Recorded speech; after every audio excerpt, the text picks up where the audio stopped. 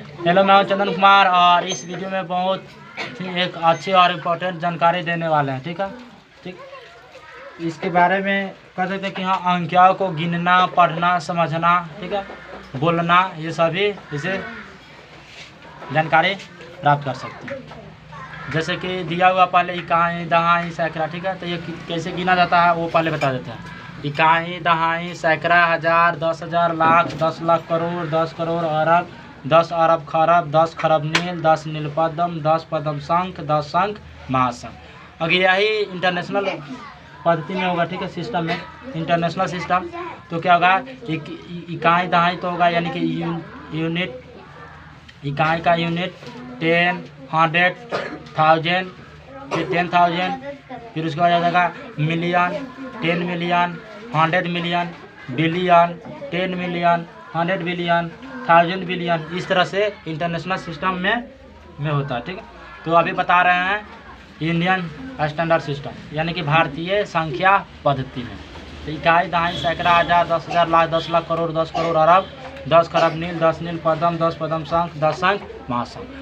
अब क्वेश्चन पूछा जाएगा कि इकाई में संख्या कितनी अंकों की संख्या होती है, तो इकाई सिर्फ एक होती है। ठीक है, और इसमें शून्य की संख्या तो कोई शून्य नहीं होती है।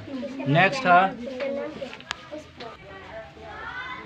है दहाई। ठीक है, अब दहाई 2 अंकों से मिलकर बनेगी, तो इसमें अंकों की संख्या कितनी हो जाएगी, 2। और अगर पूछा जाएगा शून्य की संख्या तो 1। नेक्स्ट है सैकड़ा। सैकड़ा में पूछा जाएगा कि कितनी अंकों की संख्या है सैकड़ा, तो सैकड़ा 3 अंकों की संख्या है, और इसमें शून्य की संख्या कितनी है, तो 2। फिर नेक्स्ट है हज़ार। हज़ार में अंकों की संख्या कितनी है, तो 4, 1 2 3 4। अगर पूछा जाएगा कि हज़ार में शून्य की संख्या कितनी है, तो 3। फिर नेक्स्ट पूछा जाएगा अगर कि 10,000 में अंकों की संख्या, तो 10,000 में अंकों की संख्या 5 और शून्य की संख्या 4। लाख में अंकों की संख्या तो 6 होगा और शून्य की संख्या 5। 10 लाख में अंक की संख्या हो जाएगा यहाँ से यहाँ तक 7 और शून्य की संख्या 6। फिर करोड़ में हो जाएगा 8 और शून्य की संख्या 7। फिर 10 करोड़ में, तो 10 करोड़ में अंकों की संख्या 9 और शून्य की संख्या 8, यानी जो संख्या रहेगा उससे शून्य की संख्या 1 कम होगा। फिर अरब में, तो अरब में अंकों की संख्या है 10 और शून्य की संख्या 9। 10 अरब में अंकों की संख्या 11 और शून्य की संख्या 10 है। नेक्स्ट है खरब। अब खरब में जो अंकों की संख्या है वो है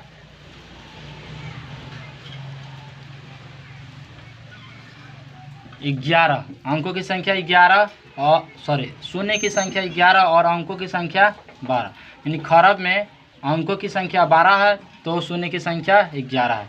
अब है 10 खरब। 10 खरब में शून्य की संख्या 12 है तो अंक की संख्या कितना होगा, 13।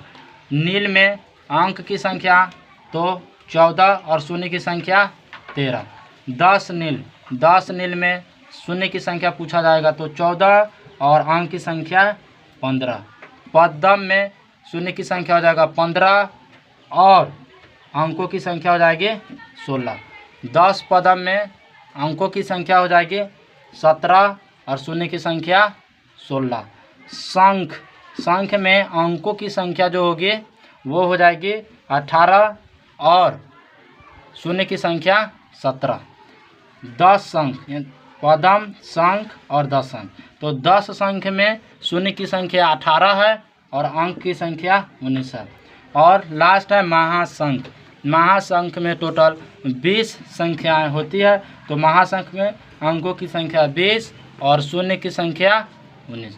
सो ये जानकारी आप लोगों के साथ शेयर इसलिए कर रहे हैं कि ये बहुत ही इंपॉर्टेंट है। ठीक है, इसमें अंक की संख्या और अंकों की संख्या और शून्य की संख्या इसे मिला सकते हैं। फिर नेक्स्ट अगले वीडियो में जो होगा वो इंटरनेशनल नंबर सिस्टम बताएंगे, यानी कि अंतर्राष्ट्रीय संख्या पद्धति। इसमें यूनिट, 10, 100, 1000, 10,000, 100,000, मिलियन, 10 मिलियन, 100 बिलियन, फिर हो जाएगा बिलियन, 10 बिलियन, 100 बिलियन। इसी तरह से ये जो इंटरनेशनल सिस्टम यूनिट जो होगा, ठीक है, इंटरनेशनल नंबर सिस्टम, वो अगले वीडियो में बताएंगे। तब तक वीडियो में बने रहे, वीडियो को लाइक और शेयर जरूर कर दें।